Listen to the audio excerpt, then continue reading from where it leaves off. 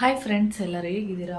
ಇವತ್ತು ಒಂದು ಗುರುವಾರ, ಹಾಗೆ ತಿಂಡಿನ ದೋಸೆ ಮಾಡೋಣ ಅಂತ ಅಂದ್ಕೊಂಡಿದ್ದೀನಿ. ಹಾಗೆ ಏನಂದರೆ, ಮೊನ್ನೆ ದೋಸೆ ಮಾಡಿದ್ನಲ್ಲ, ಅದರದ್ದು ಹಿಟ್ಟು ಸ್ವಲ್ಪ ಇದೆ. ಅದಕ್ಕೆ ಇವತ್ತು ಕೂಡ ದೋಸೆ ಮಾಡಿಬಿಟ್ಟು ಖಾಲಿ ಮಾಡೋಣ ಅಂತೇಳಿ ಫ್ರಿಜ್ಜಿಂದ ತೆಗೆದಿಟ್ಟಿದ್ದೀನಿ. ಇಷ್ಟಿದೆ. ಹಾಗೆ ದೋಸೆಗೆ ಆಲೂಗಡ್ಡೆ ಮತ್ತು ಬಟಾಣಿ ಹಾಕ್ಬಿಟ್ಟು ಸಾಗು ಟೈಪ್ ಮಾಡೋಣ ಅಂಥೇಳಿ ಎಲ್ಲ ರೆಡಿ ಮಾಡಿ ಇಟ್ಕೊಂಡಿದ್ದೀನಿ. ನೋಡ್ತಾ ಇರ್ಬೋದು, ಆಲೂಗಡ್ಡೆ ಬೇಯಕ್ಕೆ ಇಟ್ಟಿದ್ದೀನಿ, ಅದು ಬೇಯಲಿ. ಹಾಗೆ ಮಸಾಲೆ ಕೂಡ ಇಲ್ಲಿ ರೆಡಿ ಮಾಡ್ಕೊಂಡಿದ್ದೀನಿ. ನಿಮಗೆ ಕಾಣಿಸ್ತಿರ್ಬೋದು, ಕೊತ್ತಂಬರಿ ಸೊಪ್ಪು ಮತ್ತು ಪುದೀನ, ಬೆಳ್ಳುಳ್ಳಿ ಜಜ್ಕೊಂಡಿದ್ದೀನಿ, ಮತ್ತು ಚಕ್ಕೆ, ಲವಂಗ, ಒಂದು ಸಣ್ಣ ಈರುಳ್ಳಿ ತೊಗೊಂಡಿದ್ದೀನಿ, ಒಂದು ಅರ್ಧ ಟೊಮೆಟೊ, ಮತ್ತು ಹಸಿಮೆಣಸಿನ್ಕಾಯಿ ಒಂದು 3 ಖಾರಕ್ಕೆ, ಮತ್ತು ಶುಂಠಿ ಸ್ವಲ್ಪ, ಮತ್ತು ಸ್ವಲ್ಪ ತೆಂಗಿನಕಾಯಿ. ಸಾಕು ಇಷ್ಟು ತೆಂಗಿನಕಾಯಿ. ನಿಮ್ಗೆ ಏನಾದರೂ ಸ್ವಲ್ಪ ಹುರ್ಗಡ್ಲೆ ಬೇಕು ಅಂದರೆ ಹಾಕ್ಕೋಬೋದು. ನಾನು ಹುರ್ಗಡ್ಲೆ ಏನೂ ಹಾಕ್ಕೊಳ್ಳಲ್ಲ. ಹಾಗೆ ನೆನ್ನೆ ಹಸಿ ಬಟಾಣಿ ಎಲ್ಲ ತರಿಸಿದ್ನಲ್ಲ, ಅದನ್ನ ಬಿಡಿಸಿಟ್ಟಿದ್ದೀನಿ, ಅದು ಸ್ವಲ್ಪ ಹಾಕ್ತೀನಿ. ಹಾಗೆ ಆಲೂಗಡ್ಡೆ ಬೇಯಕ್ಕೆ ಇಟ್ಟಿದ್ದೀನಲ್ಲ, ಇದನ್ನು ಸ್ವಲ್ಪ ಹಂಗೇನೂ ಕೂಡ ಹಾಕ್ಬೋದು. ಸ್ಮ್ಯಾಶ್ ಸ್ವಲ್ಪ ಲೈಟಾಗಿ ಹಿಂಗೆ ಕಿವುಚ್ಬಿಟ್ಟು, ಲೈಟಾಗಿ, ತುಂಬಲ್ಲ. ಈಗ ಆಲ್ರೆಡಿ ಅದನ್ನ ಸಣ್ಣದಾಗಿ ಕಟ್ ಮಾಡಿ ಬೇಯಕ್ಕೆ ಇಟ್ಟಿದ್ದೀನಿ. ಸ್ವಲ್ಪ ಲೈಟಾಗಿ ಈ ಥರ ಕಿವುಚ್ಬಿಟ್ಟು ಅದನ್ನು ಹಾಕ್ಬಿಟ್ಟು ಒಂದು ಗ್ರೇವಿ ಮಾಡೋಣ ಅಂತ. ಇವಾಗ ಇದೇನು ಮಸಾಲೆ ಎಲ್ಲ ತೋರಿಸ್ದೆ, ಇದನ್ನು ನಾನು ಎಣ್ಣೆಯಲ್ಲಿ ಫ್ರೈ ಮಾಡಿಕೊಂಡು ಆಮೇಲೆ ಇದನ್ನು ರುಬ್ಬುವಂಥದ್ದು. ಓಕೆ, ಆಮೇಲೆ ವಿಡಿಯೋನ ಕಂಟಿನ್ಯೂ ಮಾಡ್ತೀನಿ. ಇವಾಗ ಇದನ್ನೆಲ್ಲ ಎಣ್ಣೆಯಲ್ಲಿ ಫ್ರೈ ಮಾಡ್ಕೊಳ್ತೀನಿ. ಎಲ್ಲನೂ ಅಷ್ಟೇ ಒಂದೊಂದೇ ಹಾಕ್ಕೊಂಡು ಫ್ರೈ ಮಾಡ್ಕೊಳ್ಳುವಂಥದ್ದು. ಓಕೆ ನೋಡಿ, ಬೆಳಕು ನಾನು ಹೇಳ್ತಾ ಇದ್ನಲ್ಲ, ಕಿಚನ್ ಇವಾಗಂತೂ ಲೈಟೇ ಬೇಡ, ಅಷ್ಟು ಬೆಳಕು ಬರುತ್ತೆ ಅಂತ. ನಾನು ಇನ್ನೂ ವಿಂಡೋ ಓಪನ್ ಮಾಡಿಲ್ಲ, ನಿಮಗೆ ಕಾಣಿಸ್ತಾ ಇರ್ಬೋದು. ಇವಾಗ ನೋಡಿ ಓಪನ್ ಮಾಡ್ತಾ ಇದ್ದೀನಿ. ಬೆಳಕಿಗೆ ಅಷ್ಟು ಕ್ಲಾರಿಟಿ ಬರ್ತಾ ಇಲ್ಲ, ಅಷ್ಟು ಈ ಕಡೆಯಿಂದ ನೋಡಿದ್ರೆ ಕ್ಲಾರಿಟಿ ಬರುತ್ತೆ. ಓಕೆ ಫ್ರೆಂಡ್ಸ್, ಆಮೇಲೆ ವಿಡಿಯೋನ ಕಂಟಿನ್ಯೂ ಮಾಡ್ತೀನಿ. ನಾನು ಇವಾಗ ಏನೆಲ್ಲ ತೋರಿಸ್ದೆ, ಇದು ಒಂದು ಗ್ರೇವಿ. ನೀವು ತೆಳುವಾಗಾದರೂ ಮಾಡ್ಕೋಬೋದು, ಇಲ್ಲ ಗಟ್ಟಿ ಗ್ರೇವಿ ಬೇಕು ಅಂದರೆ ಅದೇ ಥರನೂ ಕೂಡ ಮಾಡ್ಕೋಬೋದು. ನಿಮಗೆ ಯಾವ ಲೆವೆಲ್ಗೆ ಬೇಕು ಆ ಲೆವೆಲ್ಗೆ ಅದನ್ನು ಮಾಡ್ಕೋಬೋದು ಅಷ್ಟೇ. ಇವಾಗ ನಾನು 1 ಸ್ಪೂನಷ್ಟು ಬಾಣಲೆಗೆ ಎಣ್ಣೆ ಹಾಕ್ಕೊಂಡಿದ್ದೀನಿ. ಇವಾಗ ನಾನು ಏನೆಲ್ಲ ಮಸಾಲೆ ಪದಾರ್ಥಗಳನ್ನ ತೋರಿಸ್ದೆ ಅದನ್ನು ಹಾಕ್ಕೊಳ್ತಾ ಇದ್ದೀನಿ. ಒಂದೊಂದೇ ಹಾಕ್ಕೊಂಡು ಫ್ರೈ ಮಾಡ್ಕೊಳ್ಳಿ. ಫಸ್ಟು ಚಕ್ಕೆ, ಲವಂಗ, ಹಸಿಮೆಣಸಿನ್ಕಾಯಿ, ಪುದೀನ, ಮತ್ತು ಕೊತ್ತಂಬರಿ ಸೊಪ್ಪು, ಈರುಳ್ಳಿ, ಟೊಮೆಟೊ, ಮತ್ತು ತೆಂಗಿನಕಾಯಿನೂ ಕೂಡ ಫ್ರೈ ಮಾಡ್ಕೋಬೇಕು. ತೆಂಗಿನಕಾಯಿನ ಲಾಸ್ಟಲ್ಲಿ ಹಾಕಿ ಫ್ರೈ ಮಾಡ್ಕೊಳ್ಳಿ. ಹಾಗೆ ನೀವು ಇದ್ರ ಜೊತೆಗೆ ಗೋಡಂಬಿನ ಕೂಡ ಆ್ಯಡ್ ಮಾಡ್ಕೋಬೋದು. ಆವಾಗ ಟೇಸ್ಟು ಚೆನ್ನಾಗಿರುತ್ತೆ, ಮತ್ತು ಗಟ್ಟಿನೂ ಕೂಡ ಬರುತ್ತೆ. ಮತ್ತು ನಿಮಗೆ ಗೋಡಂಬಿ ಬೇಡ ಅಂದರೆ ಹುರ್ಗಡ್ಲೆ ಕೂಡ ಹಾಕ್ಕೋಬೋದು. ಇಲ್ಲ ಎರಡು ಸ್ವಲ್ಪ ಹಾಕ್ಕೊಳ್ತೀನಿ ಅಂದರೆ ಎರಡು ಕೂಡ ಸ್ವಲ್ಪ ಹಾಕ್ಕೋಬೋದು. ಎರಡೂ ಹಾಕ್ಕೊಂಡು ನೀಟಾಗಿ ಫ್ರೈ ಮಾಡ್ಕೊಳ್ಳಿ. ಅಂದರೆ ಎಲ್ಲ ಲಾಸ್ಟಲ್ಲಿ ತೆಂಗಿನಕಾಯಿನ ಹಾಕ್ಕೊಂಡು ಫ್ರೈ ಮಾಡಿಕೊಂಡ್ರೆ ಅಲ್ಲಿಗೆ, ಅಂದರೆ ಫ್ರೈ ಮಾಡಿದರೆ ಏನಂದರೆ ಟೇಸ್ಟು ಜಾಸ್ತಿ ಇರುತ್ತೆ. ಅದರಿಂದ ನಾನು ಫ್ರೈ ಮಾಡಿ ಮಾಡ್ತಿರೋದು. ಇಲ್ಲ ನಿಮಗೆ ಎಣ್ಣೆಲಿ ಫ್ರೈ ಮಾಡೋದಕ್ಕೆ ಇಷ್ಟ ಇಲ್ಲ ಅಂದರೆ ನೀವು ಡೈರೆಕ್ಟಾಗಿ ಹಂಗೆ ಮಿಕ್ಸಿ ಜಾರಿಗೆ ಹಾಕ್ಕೊಂಡು ರುಬ್ಕೋಬೋದು. ಟೇಸ್ಟ್ ಚೆನ್ನಾಗಿರಬೇಕು ಅಂದರೆ ಈ ರೀತಿಯಾಗಿ ಫ್ರೈ ಮಾಡಿಕೊಂಡು ಮಾಡಿ, ಆವಾಗ ಟೇಸ್ಟು ತುಂಬಾ ಚೆನ್ನಾಗಿರುತ್ತೆ. ನಾನಿಲ್ಲಿ ಎಲ್ಲನೂ ಕೂಡ ಫ್ರೈ ಮಾಡ್ಕೊಂಡಿದ್ದೀನಿ. ಈಗ ಹಾಗೆ ಸ್ವಲ್ಪ ಉಪ್ಪನ್ನು ಕೂಡ ಆ್ಯಡ್ ಮಾಡ್ತಾಯಿದ್ದೀನಿ ಫ್ರೈ ಮಾಡುವಾಗ. ಅಂದರೆ ಏನು ಫ್ರೈ ಮಾಡ್ತಾಯಿದ್ದೀನಿ ಅದಕ್ಕೆ ಕಲ್ಲುಪ್ಪನ್ನು ಸೇರಿಸಿದ್ದೀನಿ. ಯಾಕೆಂದರೆ ಅದು ಮಿಕ್ಸಿಯಲ್ಲಿ ರುಬ್ಬಬೇಕಾದ್ರೆ ಒಂದು ಅಂದರೆ ಟೇಸ್ಟು ಕೂಡ ಚೆನ್ನಾಗಿರುತ್ತೆ, ಇನ್ನೊಂದು ಮಿಕ್ಸಿ ಜಾರ್ದು ಬ್ಲೇಡ್ಗಳೇನಿದೆ ಅದು ಕೂಡ ಶಾರ್ಪ್ ಆಗುತ್ತೆ ಅಂತ. ನೀವು ಏನಾದರೂ ಮಸಾಲೆ ಐಟಮ್ಗಳು ಆ ಥರದ್ದೆಲ್ಲ ರುಬ್ಬಬೇಕಾದ್ರೆ ಒಂದು ಸ್ವಲ್ಪ ಕಲ್ಲುಪ್ಪನ್ನ ಹಾಕ್ಕೊಂಡು ರುಬ್ಬಿದ್ರೆ ಮಿಕ್ಸಿ ಜಾರ್ದು ಬ್ಲೇಡ್ಗಳೇನಿದೆ ಅದು ಶಾರ್ಪ್ ಆಗುತ್ತೆ. ಅಂದರೆ ಏನಾದರೂ ರುಬ್ಬಬೇಕಾದ್ರೆ ನಿಮಗೆ ಬೇಗ ಫಾಸ್ಟಾಗಿ ರುಬ್ಬುವಂಥದ್ದು. ನಾನು ಇಲ್ಲಿ ಹಾಗೆ ಫ್ರೈ ಮಾಡ್ತಾಯಿದ್ದೀನಿ. ಹಾಗೆ ನಾನೇನಂದರೆ ಈ ಕೆಲಸ ಅಂದರೆ ತಿಂಡಿ ಕೆಲಸ ಇರ್ಬೋದು, ಅದನ್ನು ಮಾಡ್ತಾ ಜೊತೆಗೆ ಮಧ್ಯಾಹ್ನದ ಅಡುಗೆ ಏನಾದರೂ ಮಾಡಬೇಕು ಅದನ್ನು ಕೂಡ ಯೋಚನೆ ಮಾಡಿ ಅದಕ್ಕೂ ಕೂಡ ರೆಡಿ ಮಾಡಿಕೊಳ್ಳುವಂಥದ್ದು. ಹಾಗೆ ಮೋನ್ ಮಾಮ ಕೆಳಗಡೆಯಿಂದ ಅಂದರೆ ವಾಕೆಲ್ಲ ಮುಗಿಸ್ಕೊಂಡು ಬರಬೇಕಾದ್ರೆ ಹೂವೆಲ್ಲ ಎತ್ಕೊಬಂದರು. ಅಂದರೆ ಹೂವು ಆಂಟಿ ವಾರದಲ್ಲಿ 3 ದಿನ ಹೂವು ಹಾಕ್ತಾರೆ. ಸೋಮವಾರ, ಗುರುವಾರ ಮತ್ತು ಶನಿವಾರ ವಾರದಲ್ಲಿ 3 ದಿನ ಹಾಕ್ತಾರೆ. ಹಾಗೆ ಮಾಮ ಹೂವು ತಂದುಕೊಟ್ರು, ಅದನ್ನಷ್ಟೇ ಫ್ರಿಜ್ಜಲ್ಲಿಟ್ಟೆ. ಹಾಗೆ ಇಲ್ಲಿ ಫ್ರೈ ಮಾಡ್ತಿದ್ದಾಗೆ ಒಂದಷ್ಟು ಕೆಲಸಗಳನ್ನ ಮಾಡ್ಕೋತೀನಿ. ನಾನು ಆ ಥರ ಮಾಡ್ಕೊಳ್ಳೋದ್ರಿಂದ ನನ್ನ ಕೆಲಸಗಳು ಬೇಗ ಮುಗಿಯುತ್ತೆ. ಅಂದರೆ ನನಗೆ ಅನಿಸುತ್ತೆ ಇಷ್ಟು ಬೇಗ ನಾನು ಅಡುಗೆ ಮಾಡ್ತಾ ಅಂದರೆ ತಿಂಡಿಗೆ ರೆಡಿ ಮಾಡ್ತಾ ಮಧ್ಯಾಹ್ನದ ಅಡುಗೆ ಕೆಲಸ ಎಲ್ಲ ಮಾಡ್ತೀನಿ. ಅಂದರೆ ಸಾಂಬಾರು ಅಡುಗೆ ಕೆಲಸ ಅಂದರೆ ಸಾಂಬಾರು ಒಂದೇ ಮಾಡುವಂಥದ್ದು, ಅದನ್ನು ಮಾಡ್ಕೊಳ್ತೀನಿ. ಆದರೂ ನನಗೆ 12 ಗಂಟೆ ಅಷ್ಟೊತ್ತಾಗುತ್ತೆ. ಅಂದರೆ ಫುಲ್ಲು ಕೆಲಸ ಎಲ್ಲ ಮುಗಿಯೋದ್ರೊಳಗಡೆ. ಒಬ್ಬೊಬ್ರು ಇನ್ನೂ ಬೇಗ ಮಾಡ್ತಾರೆ, ಅದು ಹೇಗೆ ಮಾಡ್ತಾರೆ ಅಂತ ಗೊತ್ತಿಲ್ಲ. ಇವಾಗ ಮಸಾಲೆ ಐಟಮ್ಗಳೇನಿದೆ ಅದು ಹುರಿದಾದ್ಮೇಲೆ ಇವಾಗ ಅದು ತಣ್ಣಗಾಗಲಿ ಅಂತೇಳಿ ಇಟ್ಟಿದ್ದೀನಿ. ಹಾಗೆ ನಾನಿಲ್ಲಿ ಏನಂದರೆ ಮೋಹನ್ ಮಾಮ ಬಂದ್ರಲ್ಲ, ಅದಕ್ಕೆ ಅವರಿಗೆ ಕಾಫಿ ಮಾಡ್ತಾಯಿದ್ದೀನಿ. ಕಾಫಿ ಕುಡ್ಕೊಂಡು ಮತ್ತು ಅಷ್ಟರಲ್ಲಿ ಅದು ಕೂಡ ತಣ್ಣಗಾಗಿರುತ್ತೆ, ಆಮೇಲೆ ರುಬ್ಬೋದಕ್ಕೆ ಸರಿ ಹೋಗುತ್ತೆ ಅಂತೇಳಿ ಆ ಥರ ಮಾಡ್ತಾ ಇರುವಂಥದ್ದು. ನಾನಿಲ್ಲಿ ಕಾಫಿ ಮಾಡ್ತಾ ಹಾಡು ಹೇಳ್ಕೊಂಡು ಕಾಫಿ ಮಾಡ್ತಾ ಇರುವಂಥದ್ದು. ಕಾಫಿ ಮತ್ತು ಅಡುಗೆ ಈ ಥರದ್ದೆಲ್ಲ ಮಾಡುವಾಗ ಸ್ವಲ್ಪ ಹಂಗೆ ಹಾಡುಗಳು ಹೇಳ್ಕೊಂಡು ಮಾಡುವಂಥದ್ದು. ಇಲ್ಲಾಂದರೆ FM ಹಾಕ್ಕೊಂಡಿರ್ತೀನಿ. FM ಹೇಳ್ತಾ ಇರುತ್ತೆ, ನಾನು ನನ್ನ ಕೆಲಸಗಳನ್ನ ಮಾಡ್ತಾಯಿರ್ತೀನಿ. ಬೆಳಿಗ್ಗೆ ಟೈಮ್ ಅಂದರೆ FM ಹಾಕಿರಲ್ಲ. ಮಧ್ಯಾಹ್ನ ಟೈಮ್ ಅಂದರೆ ಮಧ್ಯಾಹ್ನ ಅಂದರೆ ಹೇಗೆ ಅಂದರೆ ಮೋಹನ್ ಮಾಮ ಆಫೀಸ್ಗೆಲ್ಲ ಹೋದ್ಮೇಲೆ 11 ಗಂಟೆ ಆ ಥರ ಟೈಮಲ್ಲಿ ಈ ಕಸ ಗುಡಿಸೋದು, ಮನೆ ಒರೆಸೋದೆಲ್ಲ ಇರುತ್ತೆ ನೋಡಿ, ಅಂಥ ಟೈಮಲ್ಲಿ ನಾನು FM ಎಲ್ಲ ಹಾಕುವಂಥದ್ದು. ಮೋಹನ್ ಮಾಮ ಎಲ್ಲ ಇದ್ದಾಗ ಏನಾದರೂ ಒಂದು ಮಾತಾಡ್ತಾ ಇರ್ತೀವಿ, ಇಲ್ಲ ಕೌಶಿ ಒಂದೇನೋ ಹೇಳ್ತಿರ್ತಾನೆ, ಆವಾಗ ನಮಗೆ ಸರಿಯಾಗಿ ಕೇಳಿಸ್ಕೊಳ್ಳೋದಕ್ಕೆ ಆಗೋದಿಲ್ಲ. ಅದಕ್ಕೆ ನಾನೇನು ಮಾಡ್ತೀನಿ, ಆ ಟೈಮಲ್ಲಿ FM ಎಲ್ಲ ಹಾಕಲ್ಲ. ಬೇರೆ ಟೈಮಲ್ಲಿ ಯಾರೂ ಇಲ್ಲ ಅಂದಾಗ, ನಾನು ಒಬ್ಬಳೇ ಕೆಲಸ ಮಾಡ್ತಾಯಿದ್ದೀನಿ ಅಂದಾಗ ಇಲ್ಲ FM ಹಾಕ್ಕೊಂಡಿರ್ತೀನಿ. ಇಲ್ಲಾಂದರೆ ಯಾವುದಾದ್ರೂ ಮೊಬೈಲಲ್ಲಿ ವೀಡಿಯೋ ಆನ್ ಮಾಡಿಬಿಟ್ಟಿರ್ತೀನಿ. ಅದು ಒಂದು ಯಾವ ಥರ ವೀಡಿಯೋ ಆನ್ ಮಾಡಿರ್ತೀನಿ ಅಂದರೆ ಜನರಲ್ ನಾಲೆಡ್ಜ್ ಥರ ಇರಬೇಕು, ಅದು ಆ ಥರದ್ದು ವೀಡಿಯೋಗಳನ್ನ ಆನ್ ಮಾಡಿ ಇಟ್ಕೊಂಡಿರ್ತೀನಿ. ತುಂಬ ಜನ ಯೂಟ್ಯೂಬರ್ಸ್ ಇದ್ದಾರೆ, ಅವ್ರ ವೀಡಿಯೋಸ್ಗಳನ್ನ ಆನ್ ಮಾಡ್ಕೊಳ್ತೀನಿ. ಅಂದರೆ ಚರಿತ್ರೆ ಬಗ್ಗೆ ಮತ್ತು ರಾಮಾಯಣ, ಮಹಾಭಾರತ ಇದ್ರ ಬಗ್ಗೆ ಎಲ್ಲ ವೀಡಿಯೋಸ್ಗಳೆಲ್ಲ ಸಿಗ್ತಾ ಇರುತ್ತೆ ಯೂಟ್ಯೂಬಲ್ಲಿ. ಆ ಥರದ ವೀಡಿಯೋಸ್ಗಳನ್ನ ಆನ್ ಮಾಡಿ ಇಟ್ಕೊಳ್ಳುವಂಥದ್ದು. ಆ ಥರದ ಕೇಳ್ತಾ ಒಂದು ಸ್ವಲ್ಪ ಜನರಲ್ ನಾಲೆಡ್ಜು ಕೂಡ ಬೆಳೆಯುತ್ತೆ. ಒಂದೊಂದು ನಮಗೆ ಗೊತ್ತಿಲ್ಲದೇ ಇರೋ ವಿಷಯಗಳು ತುಂಬ ಇರುತ್ತೆ, ಅದನ್ನೆಲ್ಲ ಕೇಳ್ಬೋದು ಅಂತೇಳಿ. ಆ ಥರದ ವೀಡಿಯೋಗಳು ನೋಡಬೇಕು ಅಂತೇನಿಲ್ಲ, ಕಿವಿಗೆ ಕೇಳಿದರೆ ಸಾಕು, ಅದು ಚೆನ್ನಾಗಿರುತ್ತೆ. ಒಂದೊಂದು ವೀಡಿಯೋಗಳನ್ನ ನೋಡಬೇಕು, ಒಂದೊಂದು ವೀಡಿಯೋಗಳನ್ನ ಕೇಳಿದರೆ ಸಾಕು, ಜನರಲ್ ನಾಲೆಡ್ಜು ಕೂಡ ಬರುತ್ತೆ. ಸುಮಾರು ವೀಡಿಯೋಗಳಿದೆ, ಬೇಕಾದ್ರೆ ಯೂಟ್ಯೂಬಲ್ಲಿ ಹೋಗಿ ಸರ್ಚ್ ಮಾಡಿ. ಚರಿತ್ರೆ ನಿಮಗೆ ಯಾರ ಬಗ್ಗೆ ಇಂಟ್ರೆಸ್ಟ್ ಇರುತ್ತೆ ಆ ಥರ, ಒಬ್ಬೊಬ್ಬರಿಗೆ ರಾಮಾಯಣ, ಮಹಾಭಾರತ ಈ ಥರದ್ದೆಲ್ಲ ಕೇಳಬೇಕು, ಆ ಥರದ್ದೆಲ್ಲ ಇಂಟ್ರೆಸ್ಟ್ ಇರುತ್ತಲ್ವ, ಆ ಥರದ್ದು ನಿಮ್ಗೆ ಯಾವ ಥರದ ವೀಡಿಯೋಸ್ಗಳು ಬೇಕೋ ಆ ಥರದ ವೀಡಿಯೋಸ್ಗಳನ್ನ ಸರ್ಚ್ ಮಾಡಿ ಸಿಗುತ್ತೆ. ಅದನ್ನು ಹಾಕ್ಕೊಂಡು ನೀವು ಕೆಲಸಗಳನ್ನ ಮಾಡ್ಬೋದು. ಆ ಥರದ ವೀಡಿಯೋಸ್ಗಳನ್ನ ಸ್ವಲ್ಪ ಕೇಳ್ತಾ ಇದ್ದರೆ ಸ್ವಲ್ಪ ನಾಲೆಡ್ಜು ಕೂಡ ಇಂಪ್ರೂವ್ ಆಗಬೇಕು. ಆ ಥರ ವೀಡಿಯೋಸ್ಗಳು ಕೂಡ ನೋಡ್ತೀನಿ. ಹಾಗೆ ಈ ಲಾಗರ್ಸ್ ಇರ್ತಾರಲ್ಲ, ಆ ಥರದ್ದು ವೀಡಿಯೋಸ್ಗಳು ಕೂಡ ನೋಡ್ತೀನಿ. ಬರೀ ಜನರಲ್ ನಾಲೆಡ್ಜ್ ವೀಡಿಯೋಸ್ಗಳೇ ನೋಡ್ತೀನಿ ಅಂತಲ್ಲ, ಎಲ್ಲ ಥರದ ವೀಡಿಯೋಸ್ಗಳು ನೋಡ್ತೀನಿ. ಅಂದರೆ ಈಗ ಕೆಲಸ ಮಾಡುವಾಗ ನೋಡೋಕ್ಕಾಗಲ್ವಲ್ಲ ಮೊಬೈಲ್ನ, ಆ ಥರ ಟೈಮಲ್ಲಿ ಈ ಥರ ವೀಡಿಯೋಸ್ಗಳನ್ನ ಆನ್ ಮಾಡ್ಕೊಳ್ತೀನಿ ಅಷ್ಟೇ. ಓಕೆ, ಅದಾದಮೇಲೆ ಮೋಹನ್ ಮಾಮಂಗೆ ಕಾಫಿ ಕೊಟ್ಟು ನಾನು ಕೂಡ ಕಾಫಿ ಎಲ್ಲ ಕುಡ್ಕೊಂಡು ಇವಾಗ ಅದು ಏನು ಮಸಾಲೆ ಫ್ರೈ ಮಾಡಿಟ್ಕೊಂಡಿದೆ ಅದು ಫುಲ್ಲು ತಣ್ಣಗಾಗಿತ್ತು. ಅದನ್ನು ರುಬ್ಕೊಂಡು ಸ್ವಲ್ಪ ಬಾಣಲಿಗೆ ಎಣ್ಣೆನ ಬಿಟ್ಟು ಅದಕ್ಕೆ ಸ್ವಲ್ಪ ಈರುಳ್ಳಿನ ಹಾಕಿ ಒಗ್ಗರಣೆ ಹಾಕ್ಬಿಟ್ಟು ಏನು ರುಬ್ಬಿಟ್ಕೊಂಡಿದೆ ಅದನ್ನು ಮಸಾಲೆನ ಹಾಕ್ತೆ. ಅದು ಮಸಾಲೆ ಎಲ್ಲ ಹಾಕಿದ್ಮೇಲೆ ಬಟಾಣಿನೂ ಕೂಡ ಹಾಕ್ತೆ. ಅದು ಎಣ್ಣೆಗೆ ಹಾಕ್ಬಿಟ್ರೆ ಏನಾಗುತ್ತೆ ಅಂದರೆ ಸಿಡಿಯುತ್ತೆ, ಅದಕ್ಕೆ ಮಸಾಲೆ ಹಾಕಿದ್ಮೇಲೆ ಹಾಕ್ತೆ. ಇಲ್ಲ ನೀವು ಎಣ್ಣೆಲಿ ಫ್ರೈ ಮಾಡ್ತೀನಿ ಅಂದರೆ ಒಂದು ಸ್ವಲ್ಪ ಹೊತ್ತು ಹಾಕ್ಬಿಟ್ಟು ಫ್ರೈ ಮಾಡ್ತಿದ್ದಾಗೆ ಮಸಾಲೆನ ಹುಯ್ಬೇಕು, ಆವಾಗ ಏನಾಗಲಿಲ್ಲ ಅಂದರೆ ಸಿಡಿಯೋದಕ್ಕೆ ಸ್ಟಾರ್ಟ್ ಆಗುತ್ತೆ. ಅದು ಚೆನ್ನಾಗಿ ಬಟಾಣಿ ಎಲ್ಲ ಬೆಂದ ಮೇಲೆ, ಬಟಾಣಿ ಹಸಿ ಬಟಾಣಿ ಆಗಿರೋದ್ರಿಂದ ಸ್ವಲ್ಪ ಬೇಗನೆ ಬೇಯುತ್ತೆ. ಅದು ಬೆಂದಮೇಲೆ ಮತ್ತು ಆಲೂಗೆಡ್ಡೆನ ಸ್ಮ್ಯಾಶ್ ಮಾಡಿ ಇಟ್ಕೊಂಡಿದ್ದೀನಿ, ಅದನ್ನು ಹಾಕೋದು. ಮತ್ತು ಅದು ಒಂದು 2 ನಿಮಿಷ ಕುದಿದ್ರೆ ಸಾಕು. ಕುದಿ ಬಂದಮೇಲೆ ಆಫ್ ಮಾಡಿರೋವಂಥದ್ದು. ನೋಡಿ ಇವಾಗ ಮಸಾಲೆ ಏನದು ಒಂದು ಬಟಾಣಿ ಮತ್ತು ಆಲೂಗಡ್ಡೆ ಹಾಕಿ ಒಂದು ಗ್ರೇವಿನ ಮಾಡಿದ್ದೀನಿ.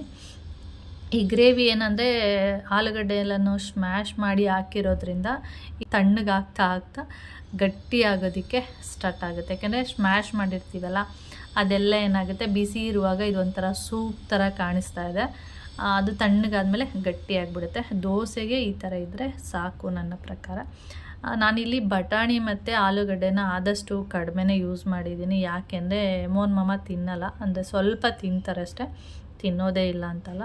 ಅವರು ಸ್ವಲ್ಪ ಗ್ಯಾಸು ವಾಯು ಅದು ಇದು ಅಂತ ಸ್ಟಾರ್ಟ್ ಮಾಡ್ತಾರೆ. ಕೌಶಿ ಮತ್ತು ನಾನು ಇಷ್ಟಪಟ್ಟು ತಿನ್ನುವಂಥದ್ದು ಬಟಾಣಿ ಇರ್ಬೋದು, ಆಲೂಗಡ್ಡೆ ಇರ್ಬೋದು. ನಾವು ಆಲೂಗಡ್ಡೆ ಬಟಾಣಿ ಏನಾದರೂ ಸಾಂಬಾರಲ್ಲಿ ಹಾಕಿದ್ರೆ ನಾವೇ ಜಾಸ್ತಿ ತಿನ್ನುವಂಥದ್ದು. ಅದರಲ್ಲಿ ಕೌಶಿ ಸ್ವಲ್ಪ ಆಲೂಗಡ್ಡೆ ಎಲ್ಲ ಜಾಸ್ತಿನೇ ಇಷ್ಟಪಟ್ಟು ತಿನ್ನುವಂಥದ್ದು. ಅದರಲ್ಲಿ ತುಂಬ ಪ್ರೋಟೀನ್ ಎಲ್ಲ ಇರುತ್ತೆ ಆಲೂಗಡ್ಡೆ ಬಟಾಣಿಯಲ್ಲೆಲ್ಲ. ಆದರೆ ಏನಂದರೆ ಮಕ್ಕಳಿರುವಾಗ ಅದು ಮಕ್ಕಳಿಗೆಲ್ಲ ಏನೂ ಎಫೆಕ್ಟ್ ಆಗೋಲ್ಲ. ಏಜ್ ಆಗ್ತಾ ಅವರಿಗೆ ಸ್ವಲ್ಪ ಅದು ಆಗೋದಿಲ್ಲ, ಕಾಲು ಹಿಡಿಯೋವಂಥದ್ದು ವಾಯ ಅದು ಇದು ಅಂತ ಹೇಳ್ತಾರಲ್ಲ. ಅದಕ್ಕೆ ಅವರು ಏಜ್ ಆದವ್ರು ತಿನ್ನೋಕೆ ಹೋಗಬೇಡಿ, ಮಕ್ಕಳೆಲ್ಲ ಇದ್ದರೆ ಕೊಡಿ, ಅವರಿಗೆ ತುಂಬ ಒಳ್ಳೆಯದು. ಓಕೆ, ಅದಾದಮೇಲೆ ಹಾಗೆ ನಾನು ಗ್ರೇವಿ ಎಲ್ಲ ಆದಮೇಲೆ ಇಲ್ಲಿ ದೋಸೆ ಮಾಡಿ ಕೊಡ್ತಾಯಿದ್ದೀನಿ ಕೌಶಿಗೆ, ಮೋನ್ ಮಾಮನಿಗೆ. ಈ ದೋಸೆ ಎಲ್ಲ ಮಾಡಬೇಕಾದ್ರೆ ಬಿಸಿ ಬಿಸಿ ತಿನ್ನಬೇಕು, ಆವಾಗ ಚೆನ್ನಾಗಿರುತ್ತೆ. ತಣ್ಣಗಾದ್ಮೇಲಂತೂ ತಿನ್ನೋದಕ್ಕೆ ಆಗೋಲ್ಲ. ಹಾಗೆ ದೋಸೆ ಎಲ್ಲ ಮಾಡಿ ಕೊಟ್ಟು ಇನ್ನೊಂದು ಸೈಡಲ್ಲಿ ಸೊಪ್ಪೆಲ್ಲ ಇತ್ತು, ಅದು ಹಾಗೆ ತೊಳ್ಕೊಂಡು, ಅಂದರೆ ತೊಳೆದಿಟ್ಬಿಟ್ರೆ ನೆಕ್ಸ್ಟು ಅದ್ರದ್ದು ಪಲ್ಯ ಕೂಡ ಮಾಡಬೇಕು. ಆಮೇಲೆ ಅದಕ್ಕೆ ನಾನು ಆ ಸೊಪ್ಪನ್ನೆಲ್ಲ ತೊಳೆದು ಒಂದು ಪಾತ್ರೆಯಲ್ಲಿ ಇಟ್ಬಿಟ್ಟಿದ್ದೀನಿ. ಯಾಕೆಂದರೆ ನೀರೆಲ್ಲ ಚೆನ್ನಾಗಿ ಸೋರಲಿ ಅಂತೇಳಿ. ಅಲ್ಲೇ ತೊಳೆದ್ಬಿಟ್ಟು ಮತ್ತು ಅಲ್ಲೇ ಕಟ್ ಮಾಡಿದ್ರೆ ಅದು ಕೈಯಲ್ಲೆಲ್ಲ ನೀರೆಲ್ಲ ಒದ್ದೆ ಆಗ್ತಾ ಇರುತ್ತೆ. ಅದರಿಂದ ತೊಳೆದು ಇಟ್ಬಿಟ್ರೆ ನೀರೆಲ್ಲ ಚೆನ್ನಾಗಿ ಸೋರಿರುತ್ತೆ. ಆಮೇಲೆ ಸೊಪ್ಪು ಕಟ್ ಮಾಡಿದ್ರೆ ಅಷ್ಟೊಂದು ನೀರೆಲ್ಲ ಒದ್ದೆ ಅನಿಸಲ್ಲ, ಅಂದರೆ ಕೈಗೆಲ್ಲ ಒದ್ದೆ ಅನಿಸಲ್ಲ. ಆದ್ದರಿಂದ ಫಸ್ಟು ನಾನು ಸೊಪ್ಪನ್ನು ತೊಳೆದಿಟ್ಬಿಡ್ತೀನಿ. ಆಮೇಲೆ ತಿಂಡಿ ಕೆಲಸ ಏನಿದ್ರೆ ಅದೆಲ್ಲ ಮುಗಿಸ್ಕೊಂಡು ಆಮೇಲೆ ಸೊಪ್ಪೆಲ್ಲ ಕಟ್ ಮಾಡಿ ಪಲ್ಯ ಮಾಡುವಂಥದ್ದು. ಹಾಗೆ ನಾನಿಲ್ಲಿ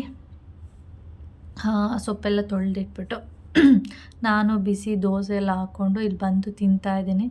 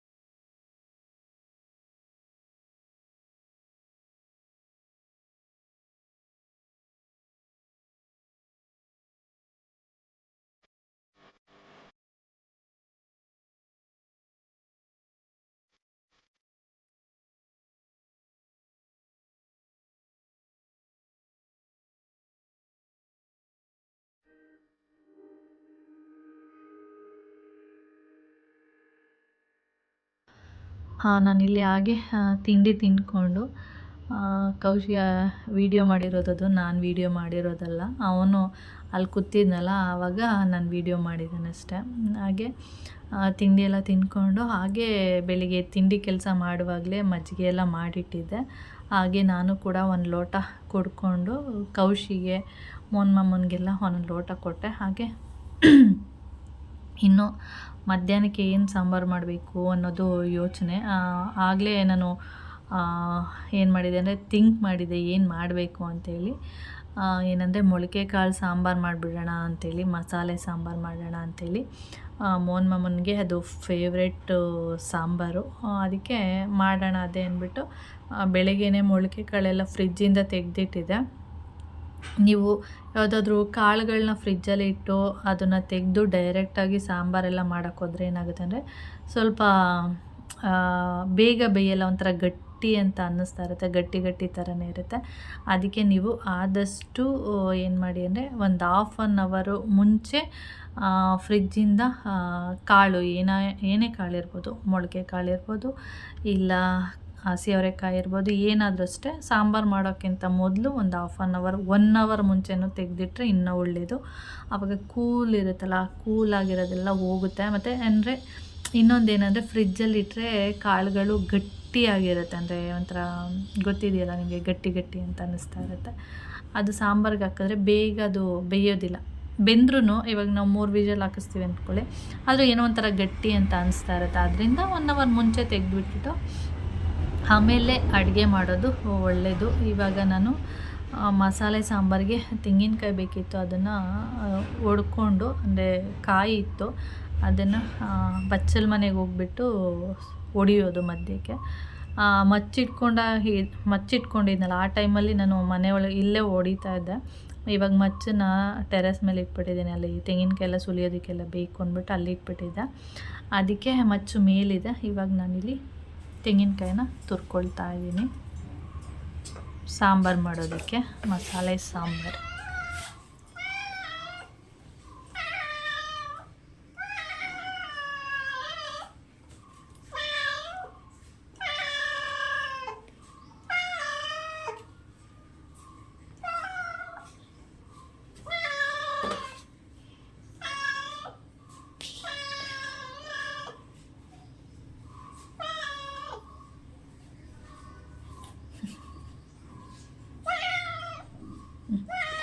ಎತ್ಕೋ, ತಗೋ.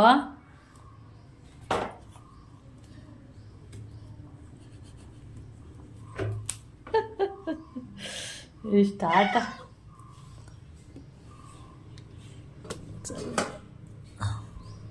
ಕೈಕೊಂಡು ಹಾಂ, ತಗೋ ತಗೋ ತಗೋ, ಈಗ ತಗೋ. ಖುಷಿ ಗುಮ್ಮಿಗೆ ಒಳ ಹಾಗೆ. ನಾನು ಯಾವಾಗಲೂ ಅಷ್ಟೇ ಬೆಕ್ಕಿಗೆ ಅದೇ ಥರನೇ ಆಟ ಆಡಿಸ್ತಾ ಇರ್ತೀನಿ. ಸಡನ್ನಾಗಿ ಕೊಡೋ ಥರ ಮಾಡೋದು, ಮತ್ತು ಕಿರ್ಚಿಸೋದು ಅದ್ರ ಕೈಯಲ್ಲಿ.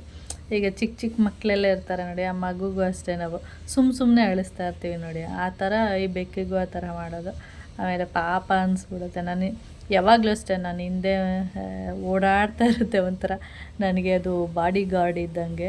ಎಲ್ಲೋ ಟೆರೆಸ್ ಮೇಲೆ ಟೆರೆಸ್ ಮೇಲೆ ಬರುತ್ತೆ, ಕೆಳಗಡೆ ಹೋಗಿ ಬರ್ತಾ ಇರುತ್ತೆ. ಆ ಥರ ಏನೋ ಆಗ್ತಾಳೆ ಅನ್ನೋ ಒಂದು ಇದು ಅಷ್ಟೇ. ಅದಕ್ಕೆ ಇವಳು ಹಿಂದೆ ಹೋದರೆ ಚಿಕನ್ನು, ಫಿಶ್ಶು ಈ ಥರದ್ದೆಲ್ಲ ಹಾಕ್ತಾ ಇರ್ತೀನಲ್ಲ, ಏನಾದರೂ ಆಗ್ತಾಳೆ ಅಂಥೇಳಿ ಹಾಗೆ ಹಿಂದೆ ಮುಂದೆ ಓಡಾಡುವಂಥದ್ದು. ಹಾಗೆ ನಾನು ಮಸಾಲೆ ಎಲ್ಲ ರುಬ್ಬಿ ಅಡುಗೆಗೆಲ್ಲ ರೆಡಿ ಮಾಡಿ, ಇವಾಗ ಸ್ವಲ್ಪ ಮುಖಕ್ಕೆ ನನಗೆ ಹೆಚ್ಚಾಗಿ ಏನೋ ಹಾಕೋದಂದರೆ ಹರಳೆಣ್ಣೆ ಜಾಸ್ತಿ ಯೂಸ್ ಮಾಡ್ತೀನಿ. ಇವಾಗಂತಲ್ಲ, ಮೊದಲಿಂದನೂ ಅಷ್ಟೇ ಹರಳೆಣ್ಣೆ ಚೆನ್ನಾಗಿ ನನ್ನ ಸ್ಕಿನ್ನಿಗೆ ಮ್ಯಾಚ್ ಆಗಿರುವಂಥದ್ದು. ಅದರಿಂದ ನಾನು ಹರಳೆಣ್ಣೆನ ಯೂಸ್ ಮಾಡ್ತಾ ಇರ್ತೀನಿ ಅವಾಗವಾಗ. ಇದು ಬಂದು ಹೋಮ್ ಮೇಡು ಆಯಿಲ್ ಅಂತಲೇ ಹೇಳ್ಬೋದು. ಅಕ್ಕ ಮಾಡಿರುವಂಥದ್ದು, ದೊಡ್ಡ ಅಕ್ಕ ಇದಲ್ಲ, ಅವರು ಮಾಡಿರ್ತಾರೆ. ನನಗೆ ಹೀಗೆ ಕೊಟ್ಟಿರ್ತಾರೆ. ಒಂದು ಸರಿ 1/2 ಲೀಟರ್ ಅಷ್ಟು ಕೊಟ್ಬಿಡ್ತಾರೆ. ಅದನ್ನು ಯೂಸ್ ಮಾಡ್ತಾ ಇರ್ತೀನಿ. ಅಂದರೆ ಕೌಶಿಗೆ ಹೆಚ್ಚಾಗಿ ನೆತ್ತಿಗೆಲ್ಲ ಹಾಕುವಂಥದ್ದು. ಅದು ಕೈ ಎಣ್ಣೆ ಬಂದು ಹರಳೆಣ್ಣೆದು, ಅಂದರೆ ಕ್ಯಾಸ್ಟ್ರ್ ಆಯಿಲು. ನಾವು ಹೆಚ್ಚಾಗಿ ಕೈ ಎಣ್ಣೆ ಅಂತೇಳಿ ಯೂಸ್ ಮಾಡುವಂಥದ್ದು. ನಾನು ಹರಳೆಣ್ಣೆನ ಇಡೀ ಮುಖಕ್ಕೆ ಹಾಕ್ಬಿಟ್ಟು, ಹಾಗೆ ಮಸಾಜ್ ಮಾಡೋಕ್ಕಾಗಲ್ಲ ಬರೀ ಹರಳೆಣ್ಣೆ ಹಾಕಿದ್ರೆ, ಅದು ಫುಲ್ಲು ಗಟ್ಟಿ ಇರೋದ್ರಿಂದ. ಅದಕ್ಕೆ ನಾನು ಏನು ಮಾಡ್ತೀನಿ, ಸ್ವಲ್ಪ 1-2 ಡ್ರಾಪ್ನಷ್ಟು ಕೊಬ್ಬರಿ ಎಣ್ಣೆನ ಕೈಗೆ ಹಾಕ್ಕೊಂಡು ಆಮೇಲೆ ಮಸಾಜ್ ಮಾಡಿದ್ರೆ ನೀಟಾಗಿ ಮಸಾಜ್ ಮಾಡ್ಬೋದು. ಬರೀ ಹರಳೆಣ್ಣೆ ಹಾಕ್ಕೊಂಡು ಮಸಾಜ್ ಮಾಡ್ತೀನಿ ಅಂದರೆ ಅದು ಗಟ್ಟಿ ಇರೋದ್ರಿಂದ ಮಸಾಜ್ ಮಾಡೋದಕ್ಕೆ ಸ್ವಲ್ಪ ಕಷ್ಟ ಅನಿಸುತ್ತೆ. ನನಗೆ ಇದು ಸೆಟ್ಟಾಗಿದೆ. ತುಂಬ ಹಳೇ ವೀಡಿಯೋಸ್ನ ಯಾರೆಲ್ಲ ನೋಡ್ತಾಯಿದ್ರು ಅಂಥವ್ರಿಗೆ ಗೊತ್ತಿರುತ್ತೆ. ನಾನು ಮೊದಲಿಂದನೂ ಹೆಚ್ಚಾಗಿ ಹರಳೆಣ್ಣೆನ ಯೂಸ್ ಮಾಡುವಂಥದ್ದು. ನನ್ನ ಸ್ಕಿನ್ನಿಗೆ ಅಡ್ಜಸ್ಟ್ ಆಗಿರೋದ್ರಿಂದ. ಎಲ್ಲರಿಗೂ ಅಡ್ಜಸ್ಟ್ ಆಗೋಲ್ಲ. ಒಬ್ಬೊಬ್ಬರು ಹರಳೆಣ್ಣೆನ ಯೂಸ್ ಮಾಡಿದ್ರೆ ಏನಂದರೆ ಏನು ಹೇಳ್ತೀವಿ, ಕಪ್ಪಗಾಗ್ಬಿಡ್ತಾರೆ. ನನಗೆ ಚೆನ್ನಾಗಿ ಅಡ್ಜಸ್ಟ್ ಆಗಿರೋದ್ರಿಂದ ನಾನು ಇದನ್ನು ಯೂಸ್ ಮಾಡ್ತಾಯಿದ್ದೀನಿ ಅಷ್ಟೇ. ಯಾರಿಗಾದರೂ ಅಡ್ಜಸ್ಟ್ ಆಗಿಲ್ಲ ಅಂದರೆ 1-2 ದಿನ ನೋಡಿ ಯೂಸ್ ಮಾಡ್ತೀನಿ. ಅಂದರೆ ಅಡ್ಜಸ್ಟ್ ಆಗಿಲ್ಲ ಅಂದರೆ ಬಿಟ್ಬಿಡಿ. ಚೆನ್ನಾಗಿ ಅಡ್ಜಸ್ಟ್ ಆಗಿದೆ ಅಂದರೆ ಯೂಸ್ ಮಾಡ್ಬೋದು, ಚೆನ್ನಾಗಿದೆ. ಹಾಗೆ ಇದು ಹೋಮ್ ಮೇಡು, ಅಂಗಡಿಯಲ್ಲಿ ತಂದಿರುವಂಥದ್ದಲ್ಲ, ಅಕ್ಕ ಮಾಡಿರುವಂಥದ್ದನ್ನ ನಮಗೆ ಕೊಡ್ತಾರಲ್ವ, ಅದನ್ನು ನಾವು ಇಲ್ಲಿ ಯೂಸ್ ಮಾಡುವಂಥದ್ದು. ಸ್ವಲ್ಪ ನಾನು ತಲೆಗೆಲ್ಲ ಹಚ್ಚೋದು ಕಡಿಮೆ, ಯಾಕೆಂದರೆ ಅದು ಗಟ್ಟಿ ಇರೋದ್ರಿಂದ ಹಚ್ಚಿದರೆ ಒಂಥರ ಅನಿಸುತ್ತೆ. ಅದಕ್ಕೆ ಸಮ್ಮರ್ ಟೈಮಲ್ಲಿ ಸ್ವಲ್ಪ ಅಂದರೆ ಈಗ ಬೇಸಿಗೆ ಇರೋದ್ರಿಂದ ಇಂಥ ಟೈಮಲ್ಲಿ ಸ್ವಲ್ಪ ನೆತ್ತಿಗೆಲ್ಲ ಹಚ್ತೀವಿ. ಮೊದಲೆಲ್ಲ ಏನಂದರೆ ನಾವು ಕೊಬ್ಬರಿ ಎಣ್ಣೆನೇ ಯೂಸ್ ಮಾಡ್ತಾ ಇರಲಿಲ್ಲ. ಅಮ್ಮ ಎಲ್ಲ ನಮ್ಮ ಕೂದಲಿಗೆಲ್ಲ ಬರೀ ಹರಳೆಣ್ಣೆನೇ ಯೂಸ್ ಮಾಡ್ತಾಯಿದ್ದಿದ್ದು, ಅಂದರೆ ಕೈ ಎಣ್ಣೆ ಅಂತ ಏನು ಹೇಳಿದೆ ಅದನ್ನು. ನಾವು ಕಾಲೇಜಿಗೆ ಯಾವಾಗ ಹೋಗೋದಕ್ಕೆ ಸ್ಟಾರ್ಟ್ ಮಾಡಿದ್ವಿ ಆವಾಗಿಂದ ಹರಳೆಣ್ಣೆ ಬಿಟ್ಟಿದ್ದು. ಅದಕ್ಕೆ ಮೊದಲು ನಾವು ಕೈ ಎಣ್ಣೆನೇ ನಾವು ಕೂದಲಿಗೆ, ನೆತ್ತಿಗೆ ಅಂತಲ್ಲ ಇಡೀ ಕೂದಲಿಗೆಲ್ಲ ಕೈ ಎಣ್ಣೆನ ಯೂಸ್ ಮಾಡ್ತಾಯಿದ್ವಿ ಎಲ್ಲರೂ. ನಾನೊಬ್ಬಳು ಅಂತಲ್ಲ, ನಮ್ಮ ಅಕ್ಕ ಇರ್ಬೋದು, ಅಕ್ಕಂದಿರು, ಅಕ್ಕ ಅಲ್ಲ 3 ಜನ ಅಕ್ಕಂದಿರಿರುವಾಗ ಅವರು, ನಾನು, ನಮ್ಮ ಅಣ್ಣ, ನಮ್ಮಮ್ಮ ಎಲ್ಲರೂ ಅಷ್ಟೇ. ಅವಾಗ ಹೆಚ್ಚಾಗಿ ಹಳ್ಳಿಲೆಲ್ಲ ಹರಳೆಣ್ಣೆನೇ ಯೂಸ್ ಮಾಡ್ತಾಯಿದ್ದೆ. ಇತ್ತೀಚೆಗೆ ಕೊಬ್ಬರಿ ಎಣ್ಣೆ ಎಲ್ಲ ಯೂಸ್ ಮಾಡ್ತಾರೆ. ಈಗ ನಮ್ಮಮ್ಮನ ಏಜಿನವ್ರು ಯಾರೆಲ್ಲ ಇದ್ದಾರೆ ಅವರೆಲ್ಲ ಈಗಲೂ ಕೂಡ ಹರಳೆಣ್ಣೆನೇ ಯೂಸ್ ಮಾಡುವಂಥದ್ದು. ಕೊಬ್ಬರಿ ಎಣ್ಣೆ ಎಲ್ಲ ಅವರು ಯೂಸ್ ಮಾಡೋದಿಲ್ಲ.